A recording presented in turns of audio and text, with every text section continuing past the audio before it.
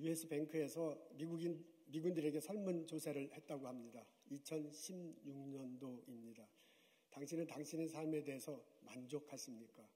놀랍게도요, 응답자의 3분의 2에 해당하는 사람이 자신의 삶에 만족한다고 대답했습니다. 자신의 미래에 대해서도 낙관적이라고 응답했습니다. 그분들에게 다시 질문했습니다. 그럼에도 불구하고 당신이 걱정하는 것, 당신이 가장 두려워하는 것이 무엇입니까?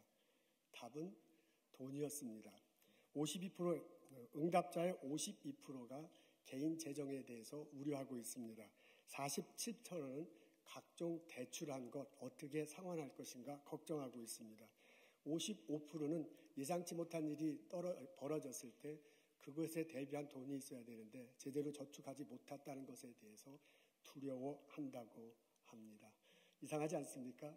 겉으로는 나는 만족한다 하지만은 속으로는 걱정하고 있습니다. 우리는 이민 1세대로 보스턴에 살아가고 있습니다. 여러분은 어떻습니까? 여러분은 이민 생활의 삶에 대해서 만족하고 계십니까? 여러분 삶에 있어서 가장 두려운 것이 무엇입니까? 오늘 저희들은 히브리서 13장의 말씀을 읽습니다. 이 말씀을 읽고 곰곰이 묵상하면 한 신앙인을 히브리 편지를 받아보는 그 공동체의 한 신앙인을 만날 수 있습니다. 한 신앙인을 만난다고 상상하고 본문을 읽어보면 해석하고 우리 삶에 적용하기가 훨씬 쉽습니다. 그 신앙인이 이렇게 얘기합니다. 세번역으로는 실감나요. 내게는 두려움이 없다. 누가 감히 내게 손을 댈 수 있으라 라고 그렇게 외칩니다. 그 근거가 여호와 하나님입니다. 하나님은 나를 버리지 않는다. 하나님은 나를 떠나지 않는다.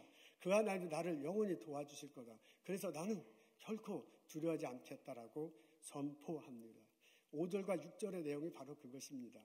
앞에 있는데 우리 한번 다 같이 읽겠습니다. 시작.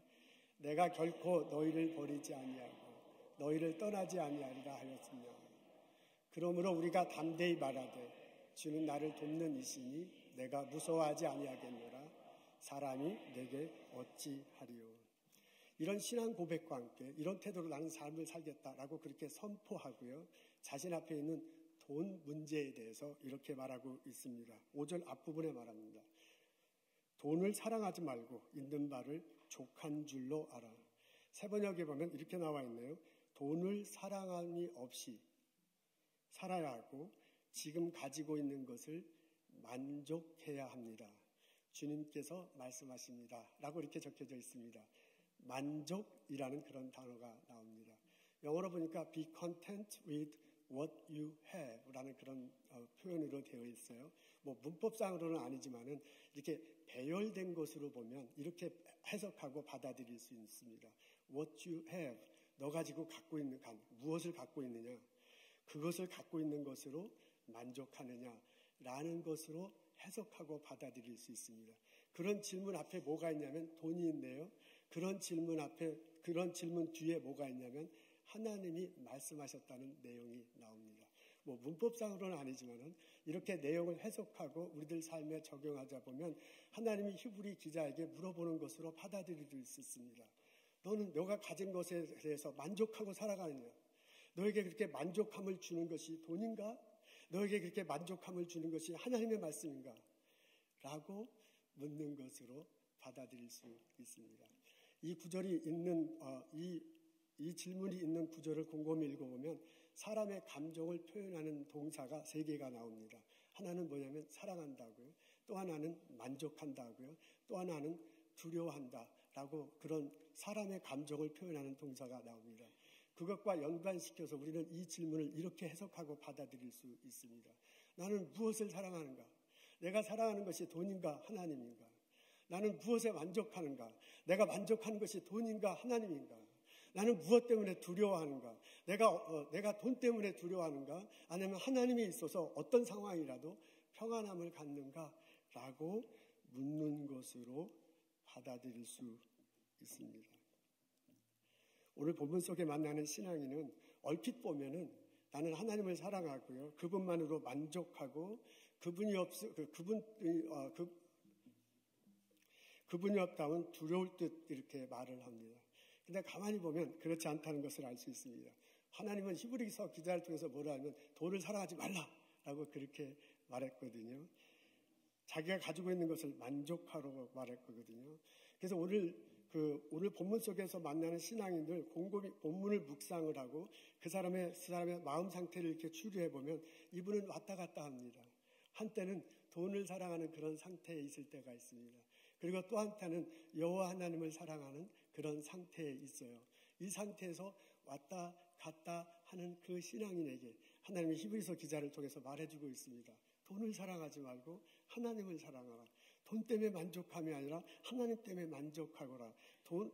돈이 없어 돈 때문에 두려워하지 말고 하나님 때문에 평안하라고 그렇게 말하고 있습니다. 사실 돈은 신앙인들의 두려움에서 구출해 줍니다. 여기서 말하는 두려움은 사람들이 나를 어떻게 볼까 하는 그런 두려움입니다.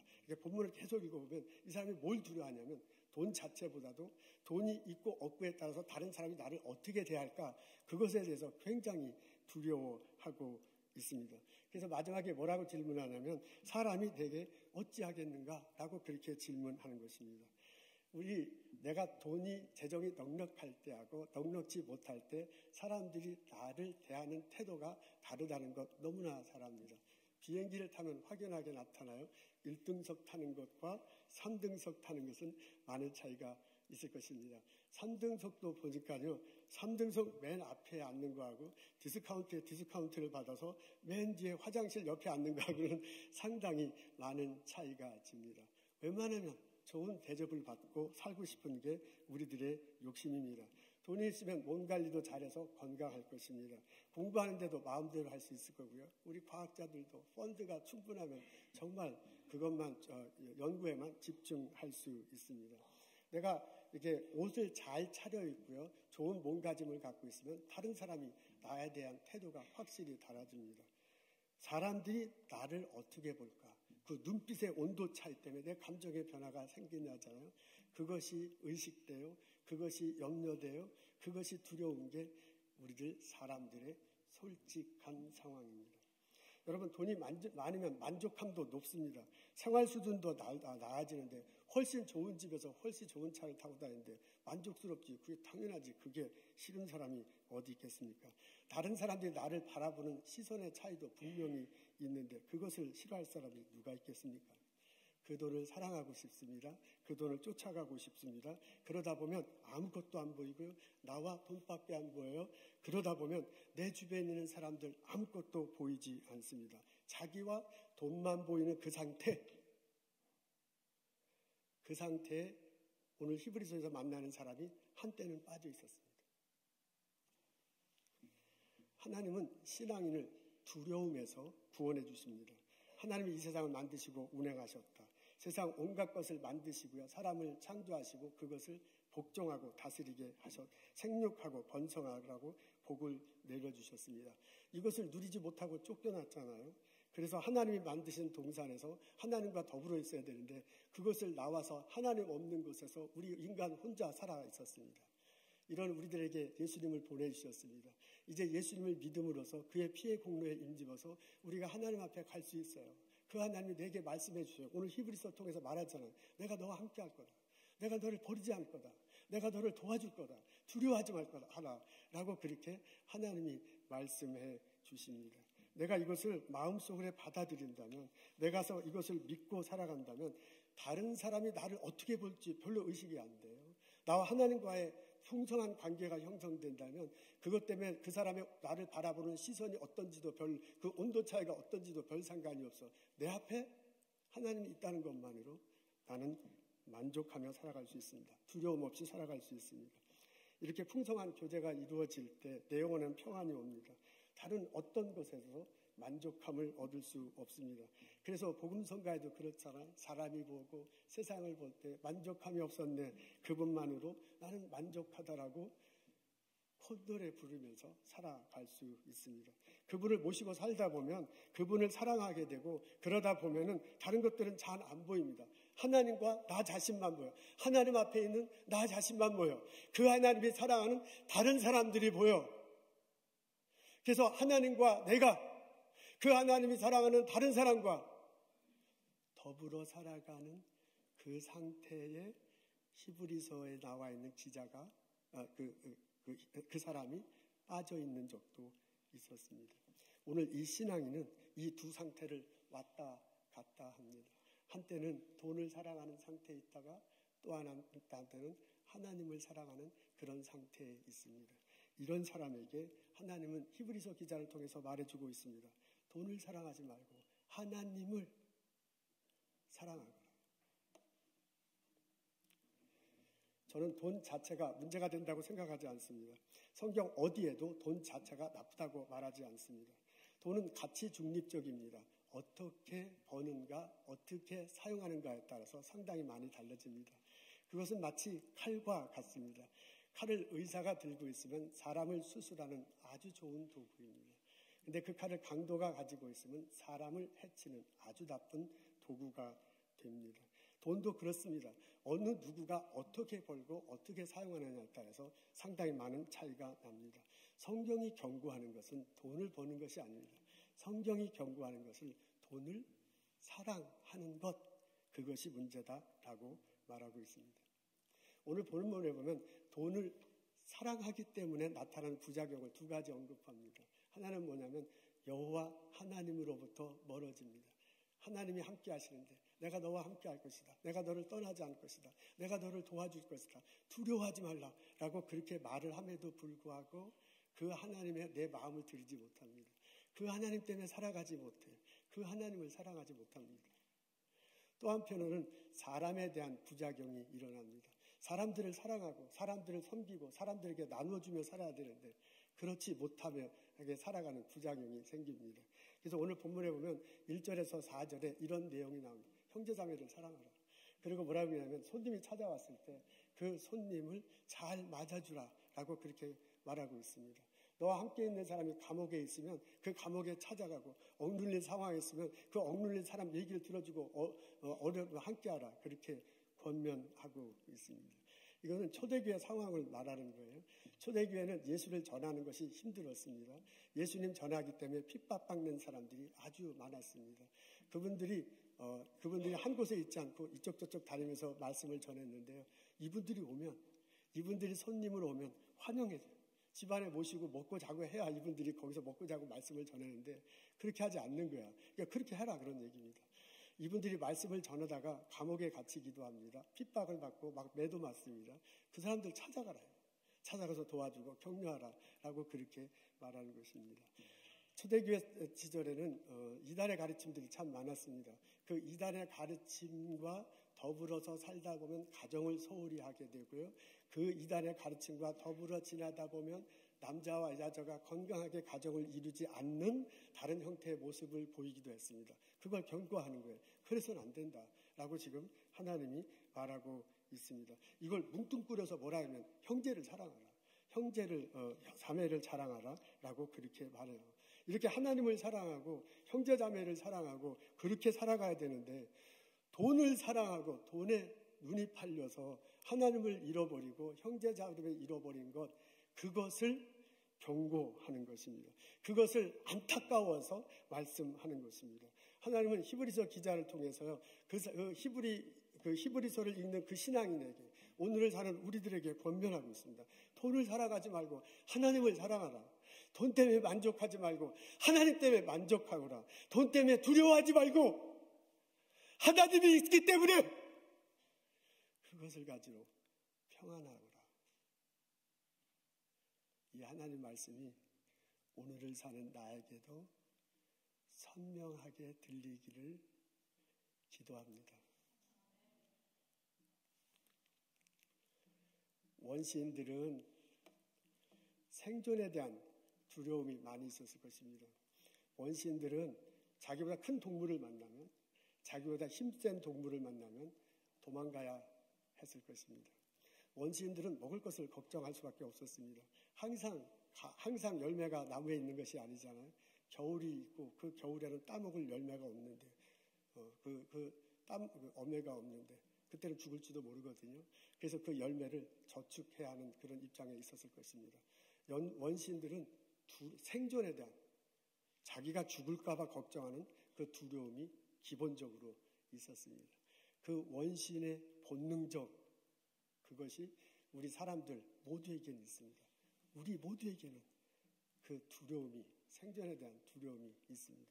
사람들은 그 두려움이 어느 정도 해결되고 난다면 만족하고 싶은 마음이 있습니다. 우리들 호기심이 있잖아요. 이런 것은 이렇게 하고 싶고 저런 것은 저렇게 궁금해. 그리고 궁금한 것을 해서 좋은 결과가 나면 기뻐. 사람들은요, 좀 평안하고 싶은 것이 있습니다. 사람들은 자기가 하는 일의 결과가 좋게 됐으면 좋겠습니다. 그런 만족하고 싶어하는 그런 갈망이 있습니다. 이런 갈망이 해결되고 난 다음에는요, 의미 있는 삶을 살아가기를 원합니다. 내가 말한 것이 의미 있게 다른 사람에게 전해지고요. 내가 행동한 것이 의미 있게 다른 사람에게 영향을 미쳤으면 좋겠어. 그래서 내가 왜 살아가는지, 내가 무엇 때문에 살아가는지 똑바로 알고 살면 훨씬 더 좋겠어요. 그래서 그 의미를 찾고자 하는 그런 심정이 있습니다. 이것이요, 우리들 모두에게 이 갈망함이 인간이라면 누구에게 다 있어요. 생존에 대한 두려움, 자기 삶을 좀 만족하고 싶어하는 것, 내 삶을 통해서 의미 있게 살고 싶어서 열정을 가지고 사랑함으로 살고 싶어하는 것, 이런 것들이 우리들 모두에게 다 있어요. 근데 그것이 무엇을 만나고 표출되는가? 그 갈망함이, 원시적인 본능 속에 있는 갈망함이 무엇을 만나서 이렇게 꽃피우는가는 사람마다 다릅니다. 오늘 히브리서 기자는요, 그 원시적인 갈망함이 돈으로 표현되기를 원했어요. 그래서 돈이 없으면 굉장히 두려워요. 돈이 있으면 굉장히 만족스러워요. 돈이 있으면 삶이 의미가 있어갖고 돈의 사랑에 이렇게 빠져가는 그런 상태가 있었던 거예요. 우리 중에는 그런 분도 있습니다. 근데 모두가 다 이렇게 내 기본적인 원시적인 갈망함이 돈으로 표출되지는 않습니다. 어떤 사람들에는요, 그것이 학력일 수도 있습니다. 어떤 사람이 그것은 자기 일하는 결과일 수도 있습니다. 어떤 사람은 그것이 연구 업적일 수도 있습니다. 어떤 분은 그것이 자식일 수도 있습니다. 다른 건 아무것도 안 보여. 내 자식이 어떻게 되느냐가 내 두려움과 평안함의 아주 원초적인 그 이유가 될 수도 있습니다. 어떤 분들은요, 그 자식 때문에 만족하고요. 그 자식 때문에 불행해. 다른 건 아무 상관이 없어요. 그 자식이 잘 될 때 나는 의미 있고 그 자식에 대한 사랑함으로 그냥 막 빨려 들어가는 분도 있습니다. 사람들은 다 이 원초적인 갈망이 어떤 것으로 표출되느냐는 대상은 많이 다릅니다. 어떤 사람은 자존심일 수 있고요. 어떤 분은 미모일 수도 있습니다. 놀랍게도요, 어떤 사람은 건강일 수도 있습니다. 나의 권력, 내가 이게 조금이라도 이제 줄에서 줄반장이라도 해야 되는 그 권력에 대한 그 끝없는 갈망, 그런 것을 가지고 있는 분들도 있습니다. 어떤 분들은요, 인류의 세계 평화, 뭐 이런 거창한 것으로 목숨을 거치는 분들도 있습니다. 우리들은요, 다 각자 달라. 우리들 인간적으로 기본적인 원시적인 본능, 그 속에 갈망함이 있어요. 두려움에 대한 것, 만족함에 대한 것, 사랑함을 가지고 있는데 그것을 어떻게 표출하느냐는 사람마다 다 다릅니다. 그것이 어떤 것으로 표출되느냐에 따라서 사람의 그 삶은 달라지고 사람의 평가는 달라질 수 있습니다. 이 갈망이 어떤 것을 환경이 밑바닥에 마음속에 깔려 있어서요, 그 마음속에 깔려 있는 것과 어떻게 만나느냐, 어떻게 화학 반응을 일으키느냐, 어떻게 활성하느냐에 따라서 사람은 완전히 달라집니다. 이 마음밭에 전부 다 그 갈망함이 있는데요, 두려움에 대한, 만족함에 대한, 사랑에 대한 갈망함이 있는데 이 밑바탕에 부정적인 것들이 깔리면 그것과 만나서 활성화되는 거야. 그것과 만나서 부정적으로 이렇게 발전하는 거야. 그래서 나중에는 삶의 태도가 이 부정적으로 나갑니다. 근데 이 갈망한 밑바탕에 긍정적인 것이 깔리면은 그 긍정적인 것들과 만나서 활성화돼요. 그것과 만나서 이 화학 반응을 일으켜요. 그래서 그 삶 속에 긍정적인 것으로 나타나게 말합니다. 저는 오늘 하나님의 말씀을 드리고 있으면서요, 하나님이 말씀하신 것은 돈이 아니에요. 이제 이것도 되지만 하나님이 말씀하신 것은 내 마음밭이야, 내 삶의 태도야. 우리 삶 속에는요, 전부 그 갈망함이 있어. 두려움에 대한 것이 있어요. 만족함에 대한 것이 있어요. 하나님 어떻게 하면 의미 있게 열정을 가지고 살아갈 것이 있는데 그것이 무엇을 만나느냐, 그것이 어떻게 표현되느냐, 그래서 그 삶이 어떻게 벌어지느냐 하는 것에서 관심을 두고 말씀하시는 겁니다. 하나님은 히브리서 기자를 통해서요, 하나님은 오늘 말씀을 통해서 나에게 말씀을 하세요. 내 마음밭에 하나님이 깔려있기를 원해요. 내 마음밭에 하나님 말씀이 깔려있기를 원해요. 내 마음밭에 하나님 사랑이 깔려있기를 원해요. 내가 너를 사랑한다. 내가 너를 떠나지 않는다. 내가 너를 버리지 않는다. 내가 너를 도와준다. 두려워하지 말라 하고 그렇게 말하는 것은 내 마음밭에 하나님 말씀을 깔고 그것에 내 갈망함을 접목시키고 그것에 내가 화학장을 일으키고 그것에 의해서 나를 활성화시켜서 하나님과 더불어 인생을 살아가기를 원하기 때문에 오늘 이런 말씀을 하시는 것입니다. 하나님은 이렇게 말씀해 주시고요. 또한 말씀해 주신 대로 내 마음속에 들어오셔서 일하신다고 저는 그렇게 고백합니다. 내가 예수를 믿을 때 예수님은 성령의 모습으로 내 안에 오신다고 우리는 믿고 신앙생활해. 내가 십자가 되시고 부활하신 예수님 믿습니다 할 때 그 보혈의 피로 내가 구원받았을 때 고백할 때 성령이 내 안에 오십니다. 그 성령이 나를 가르치신다잖아요. 그 성령이 나를 인도하신다잖아요. 그 성령이 나를 도와주신다. 요한복음 14절은 그 성령이 나에게 뭐라면 내가 너와 함께하니 근심하지 말라. 내가 너와 함께하니 두려워하지 말라 라고 그렇게 말하고 있습니다. 여러분, 내 안에 오신 성령님은 나를 안심시킬 뿐만 아니라 나에게 은사를 부어주십니다. 나를 알고 그 일을 하도록 열정을 부어주시고요. 내 마음이 그것과 만나가지고 그쪽으로 가게 하는 그런 마음을 불러일으킵니다. 그래서 바울을 통해서 뭐라고 얘기하면 너희 안에 행하시는 하나님이시다. 자기의 기쁘신 뜻을 위하여 너희에게 소원을 두고 행하게 하신다라고 그렇게 말씀하십니다. 이게 성경의 가르침이야. 이게 예수님의 말씀이야. 이걸 내가 고백한다면요. 내 안에 성령이 계시는구나. 그 성령이 내 마음밭에 있어서 내 갈망을 다스리기를 원하시는구나. 내 안에 소원을 주시기를 원하는구나. 내게 은사를 주셨구나. 그리고 나로 하여금 선하게 긍정적으로 주님 말씀대로 살기를 원하시는구나. 받아들이고 고백하면서 우리는 살아갈 수 있습니다. 여러분, 이뿐만 아니라 하나님이 내 안에 성령의 모습으로 오셔갖고요. 내 삶을 편안하게 하실 뿐만 아니라 내 삶을 만족하게 하시고요. 내 삶을 통해서 이웃들과 나누며 살게 하시라고 믿습니다. 그래서 내 영혼이 잘된 같이 범사에 잘되고 강건케 되리라고 그렇게 선포하신 것입니다. 저는 하나님께서 우리에게 오셔서요. 우리하고 일할 수 있는 은사를 주시고요. 내 마음 가는 것을 주시고요. 내가 잘하도록 하는 것을 방향을 주시고 그 일을 잘해서 그 일의 열매를 맺어서 이웃들과 나누어 쓰고 하나님께 영광 돌리며 살게 하시리라고 믿습니다. 여러분, 돈을 잘 버는 것도 은사입니다. 하나님이 축복하실 것입니다. 여러분, 옷 5달란트 준 사람이 5달란트를 더 가지고 왔을 때 예수님 칭찬하셨습니다. 1달란트 가지고 온 사람이 그것을 숨겨놓고 그것만 가졌을 때 그 사람 혼났어요. 그 1달란트 받은 사람이 뭐라고 생각하죠? 기억나시죠? 마태복음 25장은 두려웠다. 두려워서 그냥 갖고 왔다. 그걸 하나님이 좋아하시는 않습니다. 그것 하면 변명입니다. 연구 잘하는 것도 은사입니다. 그것에 하나님이 은혜를 주실 것입니다. 사람들의 관계가 좋아서 일터에 나가서 다른 건 다 안 보이고 그 사람과 나의 관계가 참 좋아서 일이 잘 됐으면 좋겠어. 그래서 막 그게 좋아가지고 그렇게 빨려 들어가는 사람이 있어.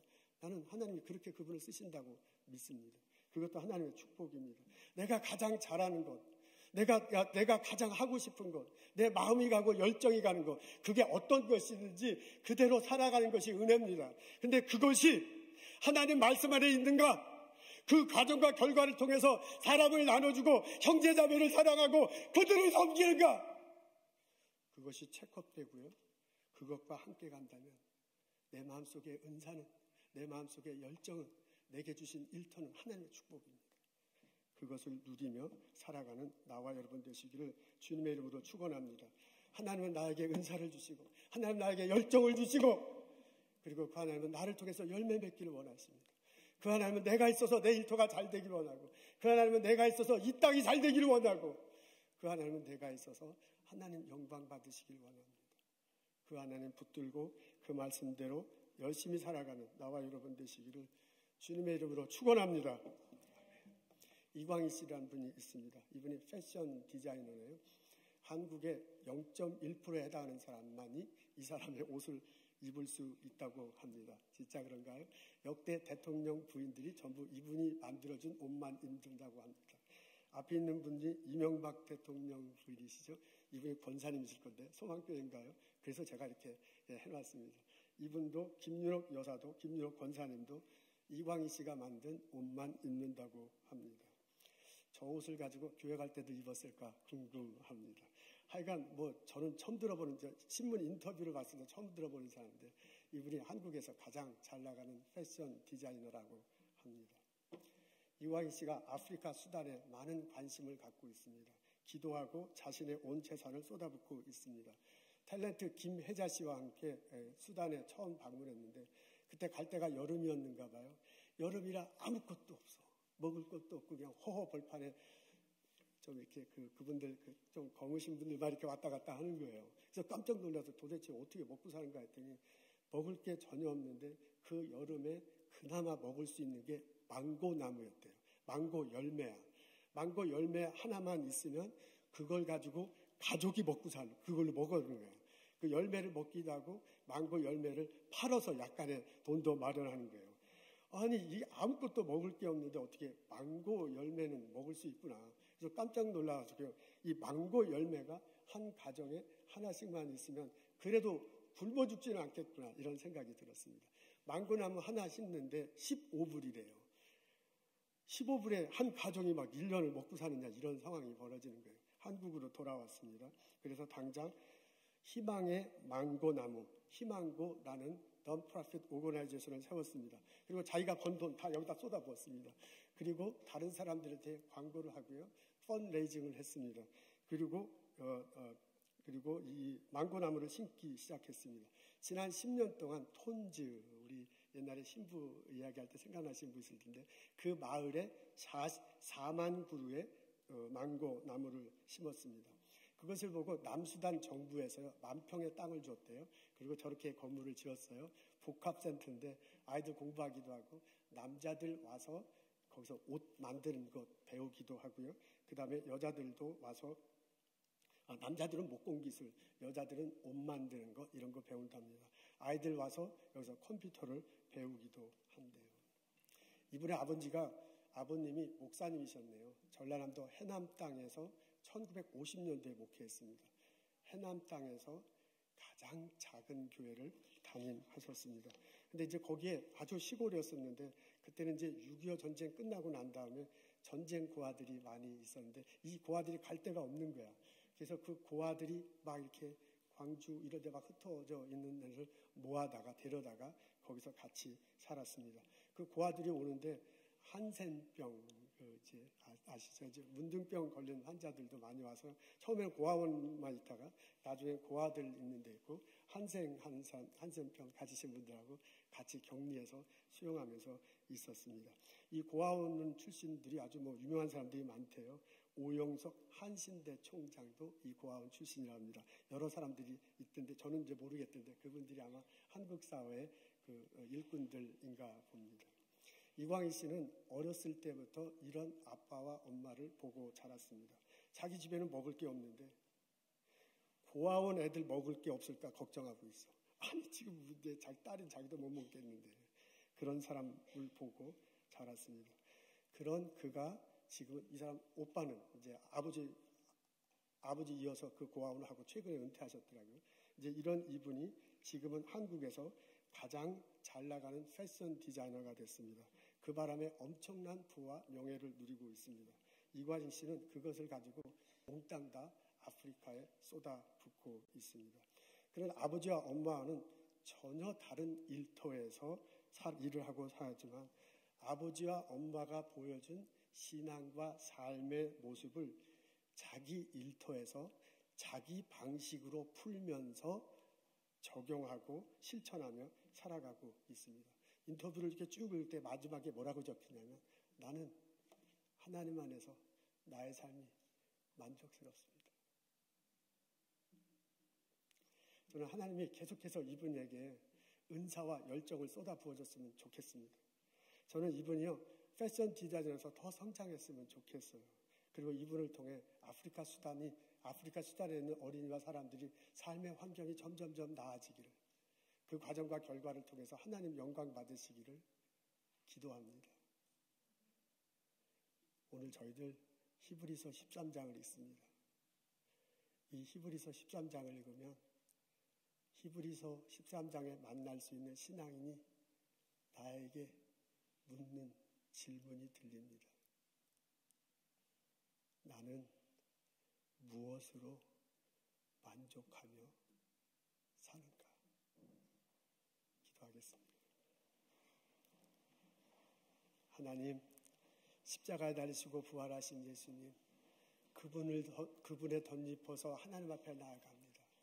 내가 하나님 때문에 살아갑니다. 나는 하나님으로 인해 만족합니다. 고백하며 신앙생활하게 하여 주옵소서. 주께서 주신 일터, 주께서 주신 은사, 주께서 주신 열정, 이것은 가지고 나의 일터에서 열심히 일하며 그 열매를 형제 자매들과 나누며 살아갈 수 있도록 도와주시옵소서. 하나님께 찬양드립니다. 하나님께 영광 드리는 삶을 살고 싶습니다. 하나님, 나를 그렇게 인도하여 주옵소서. 하나님, 이 시간 주께서 주신 많은 것들을 기억하고 나의 삶을 거룩하게 구별하여 하나님께 예물 드립니다. 이 예물과 함께 나의 마음과 헌신과 기도를 또한 드립니다. 우리의 마음과 헌신과 기도를 받아주시옵소서. 가정일로 해서 애타고 울부짖으며 기도하는 형제자매를 보시고 하나님 들어주시고 응답하시옵소서. 아들 놓고 딸 놓고 불부짖으며 눈물 흘리며 기도하는 부모의 기도를 들어주시고 그 아들 건강케 하시고 그 딸 바로 설 수 있도록 하나님 복을 내려 주옵소서. 예수님 감사합니다. 예수님 이름으로 기도합니다.